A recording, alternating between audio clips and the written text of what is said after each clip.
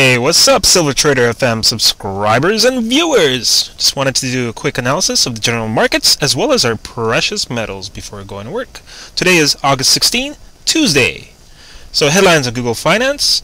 US stocks fall on global economic worries. Not a surprise. All the indexes are down about 1% or a bit over 1%.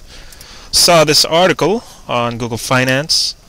Beware of the dead cross or the death cross. Basically that means the major indexes such as the S&P crossing the 200-day moving average seen here in red, S&P in black. So we crossed that major moving average back in the 2000 dot-com bubble we saw here. Went downward for several years underneath. Then we saw it again during the housing bubble of 2007, 2008. We crossed it, went down for a couple of years till the bottom of 2009. And once again, now that the government has accumulated the debt of Fannie Mae, Freddie Mac, AIG, GM, and many banks that have failed, we are again crossing the 200-day moving average to a downward spiral. Could this be the beginning of the next leg down? The answer to me seems obvious. Yes, it is. As long as we stay underneath that 200-day moving average, it is a deadly place to be in for the markets. So other news, last week, as you may have noticed, the CME marked up the margin hikes of gold futures by 22% and causing gold to pull back on Friday and a bit on Monday. But we did find major support at the 1725 area, and it's rallied up ever since. So there was actually another article. Let's see if I can get it here. So ETF Securities actually saying here that they expect the CME to potentially mark up the margin requirements another 16%, making a total of 38% for gold futures if this volatility to the upside continues.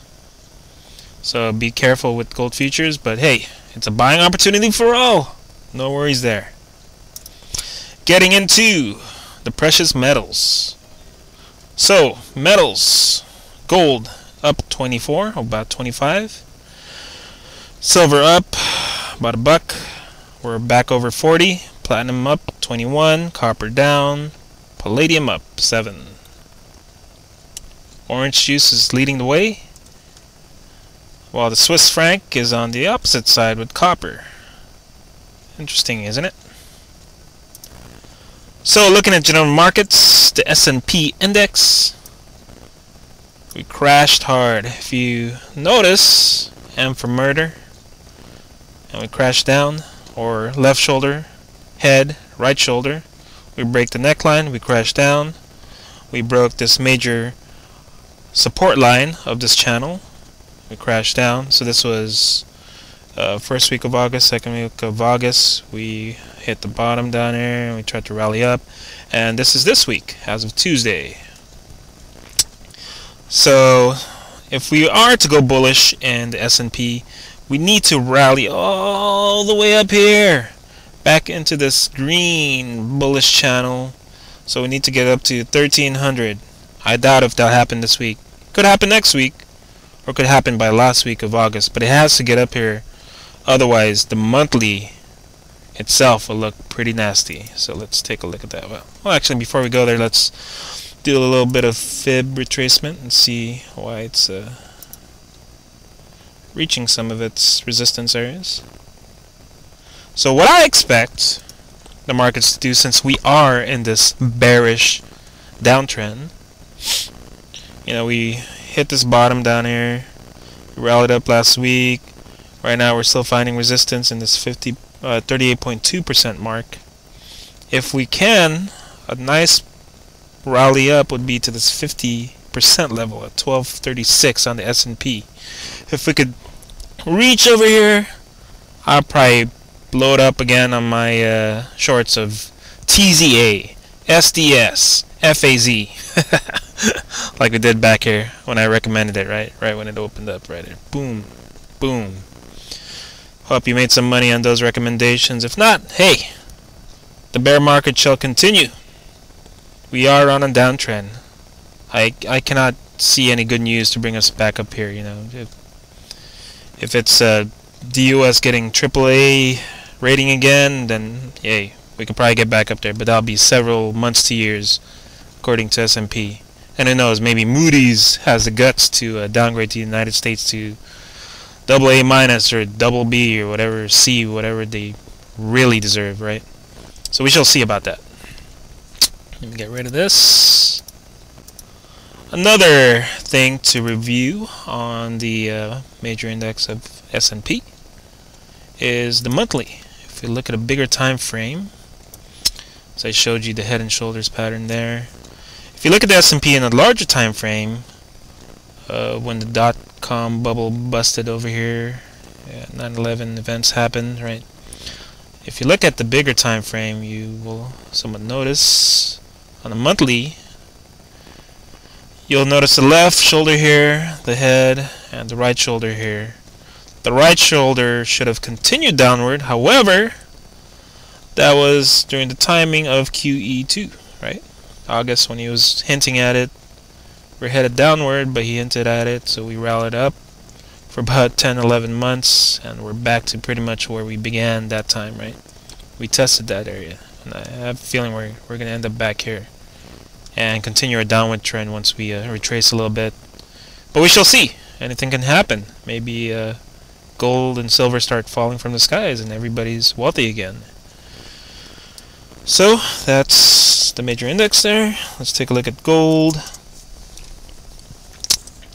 I was listening to James Turk over the weekend, and he was interviewing Jim Sinclair earlier this month. So Jim Sinclair was pretty much predicting that, you know, once gold reaches over 1764, it's going to go parabolic. So you may have some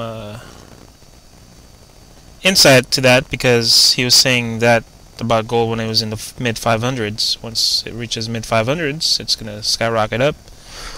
So my prediction was once we get over 1664, because we're busting out of this steady channel for gold, we are going to go somewhat parabolic, and we did, right?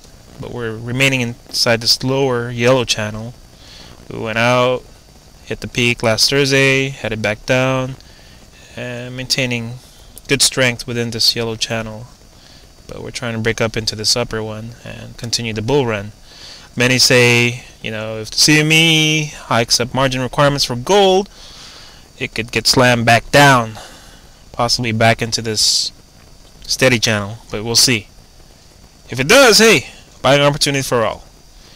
But if not, the bad news continues. Everybody's hedging with gold. There's no future of the dollar. Hey, why not? I was originally predicting 1800 by end of year, but we're already seeing that.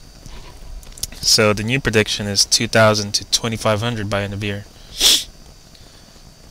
if we continue on this bullish channel, right? So let's take a look at silver real quick. In silver, what I was seeing was we were getting into this symmetrical triangle, right? Trying to figure out which way to go, and so far we are busting upward. And we're finding major support now. Finding, not major support, but some support in this 39.40 level. If you could remain above this and continue upward, that's a bullish sign for silver. And if you noticed last week, when gold was going down about 2% on Friday, silver was heading the opposite way, at up 2%. So pretty bullish on silver. Okay, let's take a look at the trade. So last week we found the low of about 37.025. Then we hit this area again, 39.7 as resistance. We headed downward, and we broke out of this triangle area in the hourly. And we found resistance again, support, resistance. Then we finally found support again the last few hours of today. Headed nicely upward. And if you notice these contracts over here, we're finding major buying at this 40.05 area. So this is 397 contracts. Each contract is 5,000 troy ounces. 5,000 troy ounces at $40 is about $200,000 per contract. So it's 397 times 200,000, if I'm doing my math correctly. So a lot of buying in the 40 range, which is looking pretty bullish for silver. And gold itself, it was on a downward trend. Broke out of it as of 8/14 last week, right? Went sideways for a while, then got really bullish on 8/15 yesterday. Found support here in the Jim Sinclair bullish range of 1764, and so far we're finding support on it.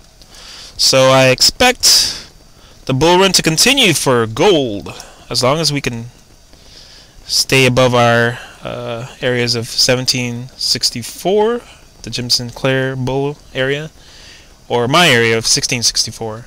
But if we start to fall under 1664, look out.